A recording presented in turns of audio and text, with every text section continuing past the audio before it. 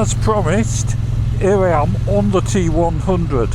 Yeah, Triumph Bonneville T100. Had it a year, and yeah, I had one before, so I'm well versed in it. Lots of people have asked for an update on it. Is it still pretty perfect? Because that's how I describe it. Perfect. It is a classic motorcycle just to look at. It's got everything in the right proportions, I think. The right amount of brake horsepower, 65, 66 brake horsepower, 80 newton meters of torque, which is wonderful. A low seat height, 790, but I'm 6'2", and I have no problem with it getting on it. Economy between 65 and 70 miles to the gallon, which is not shabby, is it?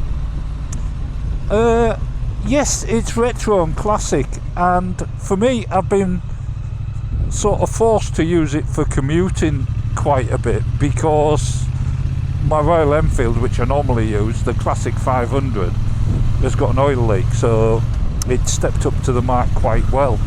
So a variety of situations it deals with admirably. Commuting wise, in town, it's light enough, it's easy enough, it's economical enough, and it's comfortable enough. And comfort isn't always on the list, is it? Because if you want a racing bike, whether it's comfy or not, it's sort of immaterial.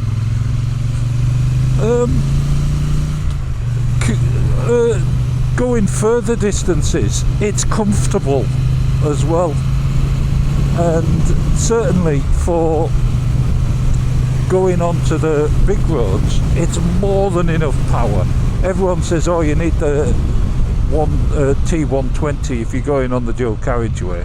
I disagree. My neck aches on a naked on an upright naked. Speeds above sort of 75, and this will easily sit at 75 all day long, and it's quick enough when you haven't got cars in front of you. It's easily quick enough to do overtakes at high speed. So there we go, so onto the slip road, and we're off. And you should see 75 at just under 4,000, and there the clock is showing, well, let's drop it down to 75. There you go, 75 showing on the clock, 4,000 revs into a headwind. Yeah, so there you go, no trouble at all, and it'll sit there all day quite happily, and be quite thrifty at that as well. And should you wish to overtake, so if you've got a junction, no problem.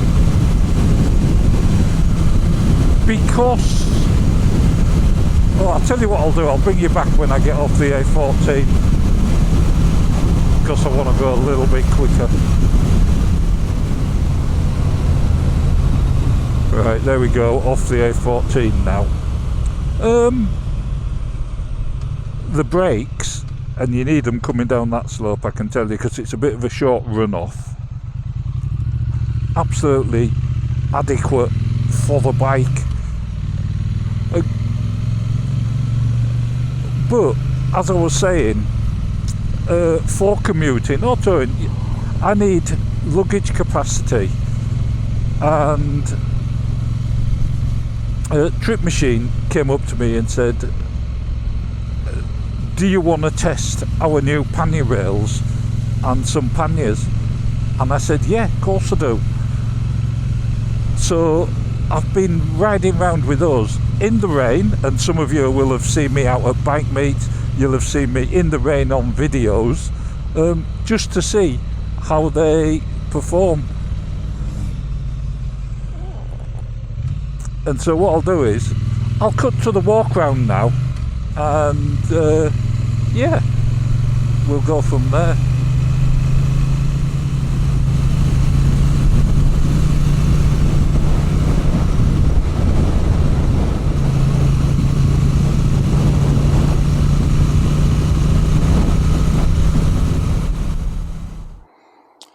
Right, here it is, Triumph Bonneville T100 in Bajar, orange and aluminium, or silver and orange to you and me. I love it. I love that colour, and Jake knew I was after one of these. It's absolutely caked at the moment, and like I said, this is for a reason, because I've been testing these bags. Those who have seen my other videos will know I've definitely been out in the rain, some horrendous, because underneath these bags, they come with these waterproofs, but obviously they can only protect a certain amount of it, and you've got all the crud being thrown up by the back wheel. So we'll look at those in a minute. Let's just talk about the bike, because I love this bike. It's just a classic motorbike. It sums up if you got anybody to draw a motorbike, this is what it would look like. This is what it would come out like. It's got the engine, the wheels, the tank, everything in the right place. It sounds mental, but to me, this is what a motorbike looks like. This is what I drew when I was a kid. And then later, as I got older, I maybe would have drawn traffic going past, a sports bike. The two round clocks, classic Triumph, nice chrome, just lovely to look at, and analog still at this stage, but I suspect that we're going to end up with some fake LED or TFT type thing. But I think they'll stay around. That's my guess. 80 Newton meters of torque from 65 brake horsepower. Ample for the real world. As you've seen, zipping up to 75 miles an hour, no trouble at all. Overtakes from that speed, no problem at all. And I don't know, it probably tops out about 110, something like that, if you were to keep going, get on the tank and didn't have a headwind. The brakes, Brembo, not top of the range Brembo, but sufficient Brembo. The brush steel exhaust is lovely, easy to keep clean. It looks filthy now, but what I'll do is I'll see if I can get it cleaned before this video comes out and you can see before and after. What have I done? I've put a centre stand on. They don't come with a centre stand. It's ludicrous, but that's the way of the world, isn't it? You have to pay over £200, I think, if you have them fit it. Just under £200 if you fit it yourself.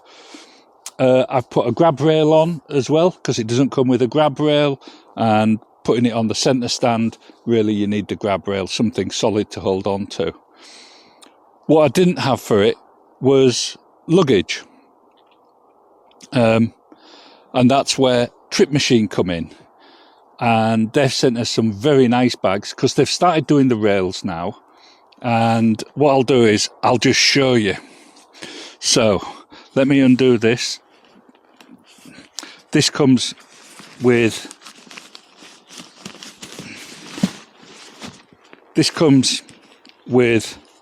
a clip, so that when you do put it on, it clips, so it's not going anywhere. So it's pretty secure on there. The elastic's good. And the other reason I wanted to do it this way was I'm going to take them off now and I'm going to clean it. So it's sort of in reverse for fitting, but it's dead simple. Going to undo these. These are press studded on the other side. Hopefully I can slip a video in there that you'll see that. So that comes off like that, and you can see that's a little press stud. I'll show you when I get the other one off. Again, another press stud for this one. That comes round there.